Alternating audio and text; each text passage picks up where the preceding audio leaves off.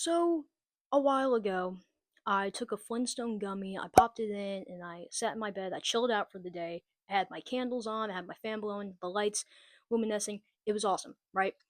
I had my system set up, right? And I'm looking through Tubi. I'm trying to find a funny movie that I can laugh at, that's entertaining, and I happen to pick the worst thing possible to watch, Sex Drive. I watched Sex Drive because I saw a clip from the movie, and it was of Seth Green's character. He plays a sarcastic Amish, which I thought was hilarious. That's such a funny concept. So hopefully the whole movie's like that. Wow, that'd be cool. Yeah, would be cool, wouldn't it? I might be the coolest guy you ever met. Are you pitching out on me? No. No. Sex Drive, let's go easy plot. Ian and two of his friends do like a 9-hour road trip to go see this girl that he met online so he can finally lose his virginity, right? Nightmare plot. For me, at least. Nightmare plot because I don't want to see a teenage boy lose his virginity. Don't think I should be there for that. Secondly, for a plot like that to work, I feel like you have to make the main character cool enough for me to think he deserves pussy at the end of this movie. And if you're asking me, I don't think he does. Right? Especially whenever you tell me that this character I'm following is a fuck ass loser. Like, he gets picked on by everyone in the movie. By the girl he ends up falling in love with, his best friend, his older brother, which older brother, that's just older brother shit. But point still stands. Right? This movie was kind of like if a 13-year-old thought a good movie would be. Just random nudity, random sexual situations, uncomfortable sexual situations, if you're asking me. Like, for example, there's a scene where Lance tries to set up Ian with this drunk girl at a party, and he's like, dude, she's so intoxicated, like, this is your chance, go for it, which, this was made in 2008, by the way. Rough situation, Lance, you're not looking great. They don't, he doesn't, but they try to make it into, like, this silly situation where she can't control herself, and she ends up, like, sucking on his fingers or something. That felt like gore. Sexual assault on my eyes, why are you showing me this?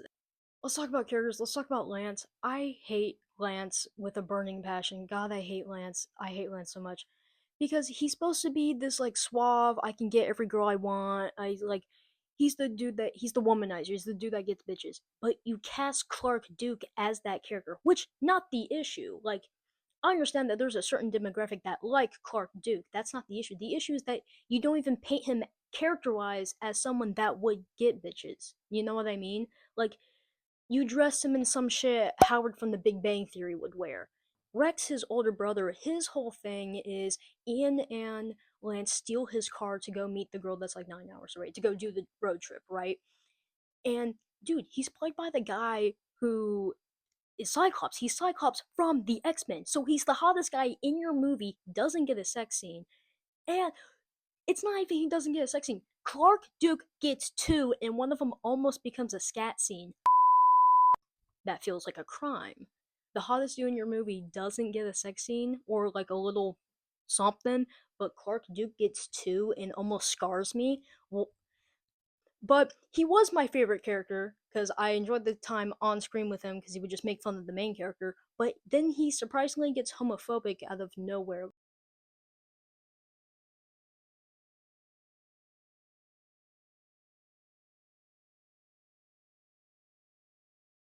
Like, there's a scene where Ian is trying to explain to him, like, no, I stole your car to go meet a girl. I need to go see this girl. And then he's like, I don't give a fuck. You stole my car. But then, as a Hail Mary before Rex beats his ass, he's like, I need to find out if I was gay. And then Rex takes this so seriously. It's like, God damn it! Oh, fuck! it's like that scene in Girl Meets World where one of the characters is like, They want to see if I have autism. You don't. Let's go tell them you don't. it was exactly like that. Which, he even drops an F slur, which I was like, no! Cyclops, you're an X-Men. Why are you dropping an F slur? No. But I don't know. At the end of the movie, you find out that he's gay. So I guess all the homophobia was all right. I don't know. How we meet Seth Green's character, the Mormon. Something happens to the car where they have to get it fixed. I don't know if they wreck it or it just breaks down on the side of the road. but they run into Seth Green's character, and he's like, Need some help? Yeah, but no offense. Oh, right, because I'm Amish, so I wouldn't know anything about your 69 GTO Judge. 455 big block, Ram Air, 411 Posi, something like that? Weird, that thing must have fallen straight from space. Well, good luck with your future ride, spaceman. Hey, dude, wait up. Hold on. that's how we get into the Rumspringer um section of the movie, right? We find out that most of the Amish people in the community are on Rumspringer, which I totally thought was a fake thing because I wasn't taking the movie seriously, and I didn't know it was real until a Amish person went on Theo Vaughn's podcast and was talking about it, and I was like, oh, there was some truth to that. So the more you know. I don't know, man. Like there were parts of it that I did like that I didn't enjoy. Like the soundtrack, great. It had a fucking fantastic soundtrack. Everything outside of the sexual shit was funny. Like there's a scene in the jail that I thought was funny. The whole Amish thing, funny. Like, but then it reminds you that like this is a movie about sex. We get to the end and we find out that the girl is a scam. She's not like a man or anything, but she ends up being in a relationship with this one dude, and they were trying to like con him out of money. Which you're conning a like not even 19, like 17-year-old. You're gonna steal his money that he gets from working at the Jack in the Box. Like that, not the brightest thinkers, but that's okay. As I said, Ian and Felicia end up getting together, and then Lance ends up leaving his womanism persona behind and falls in love with an Amish girl, and then he joins the Amish community, which I thought was cool. I like that ending. I like that ending for Lance. I didn't like Lance, but I like that he ended up joining the Amish community for a girl. That was cool.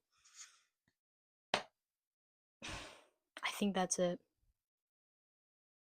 I don't know. I feel like I just yap. I don't know.